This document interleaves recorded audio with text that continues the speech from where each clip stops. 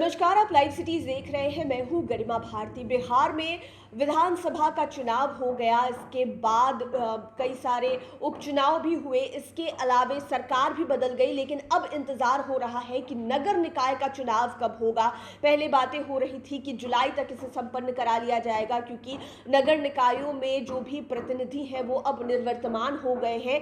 लंबे समय से इंतजार किया जा रहा है और अब आपको इसका असर सड़कों पर दिखाई भी दे रहा होगा। बड़े बड़े होर्डिंग्स, बैनर, पोस्टर्स लगाए गए हैं कि ये भावी उम्मीदवार होंगे, वो भावी उम्मीदवार होंगे, लेकिन समय अभी तक निर्धारित नहीं हुआ है। लेकिन अब कहा जा रहा है कि दशहरा के आसपास जो है वो नगर निकाय का चुनाव हो सकता है। पूरी खबर क्या है आपको विस्तार से बताते हैं। बिहार में नगर निकाय चुनाव 2 चरणों में दशहरा और दिवाली के बीच होंगे। नगर पालिका चुनावों के लेकर 10 और 20 अक्टूबर को 2 चरणों में मतदान हो सकता है। दशहरा के बाद और दिवाली के पहले 2 चरणों में नगर पालिका चुनाव संपन्न कराए जाने को लेकर तैयारियां अब अंतिम चरण में है। राज्य निर्वाचन आयोग ने सभी जिलों को निर्देश दिया है कि पहले चरण के मतदान के लिए 8 अक्टूबर तक बैलेट यूनिट में मतपत्र लगाकर तैयार कर ले। साथ ही दूसरे चरण में उपयोग आने वाले ईवीएम में 18 अक्टूबर तक बैलेट यूनिट मतपत्र के साथ तैयार करने को कहा गया है। आपको बता दें कि 5 अक्टूबर को विजयदशमी है, जबकि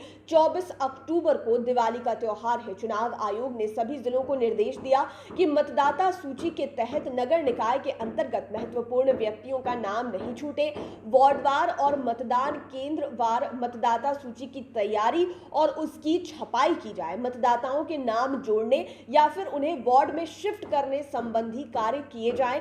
आयोग ने यह भी निर्देश दिया है कि महत्वपूर्ण व्यक्तियों के नाम न छूटने होने से संबंधित निबंधन पदाधिकारियों से प्रमाण पत्र प्राप्त कर आयोग को भेजे जाएं। 30 अगस्त से 5 सितंबर तक जिलों को संशोधित मतदाता सूची की छपाई भी करनी होगी। प्रथम चरण की कार्यावधि के तहत चुनाव आयोग ने निर्देश दिया है कि जिन मतदान केंद्रों के प्रस्ताव वापस किए गए हैं उनका निराकरण कराकर पुनः संशोधित प्रस्ताव भेजकर अनुमोदन करा ले। इसके लिए 26 अगस्त तक का समय दिया गया है। वहीं दूसरे चरण के कार्यावधि के तहत आपत्तियों का निपटारा एवं उसके अनुसार संशोधन 28 अगस्त तक कराने के निर्देश दिए गए हैं। साथ ही 1 अगस्त से 3 अगस्त तक मतदान केंद्र के प्रस्ताव पर आयोग के द्वारा अनुमोदन किया जाएगा, जबकि अनुमोदित सूची का प्रकाशन 4 सितंबर को किया जाएगा। चुनाव आयोग के अनुसार अब तक 224 नगर निकायों में बूथ गठन का निर्देश जिलों को दिया गया है। आयोग ने कहा है कि बूथ के गठन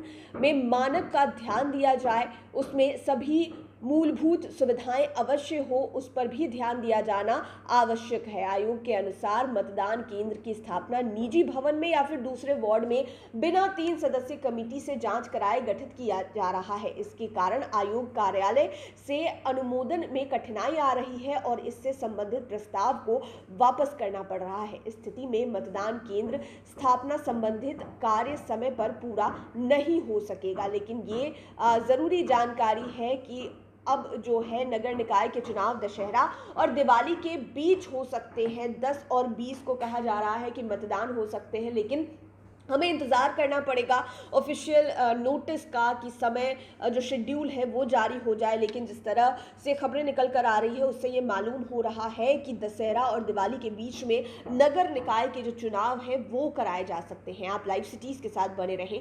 अगर अभी तक आपने हमारे चैनल को सब्सक्राइब नहीं किया है तो ज़रूर कर लें। ये वीडियो फेसबुक पर देख रहे हैं तो पेज को लाइक करें और आप हमें ट्विटर पर भी फॉलो कर सकते हैं। धन्यवाद।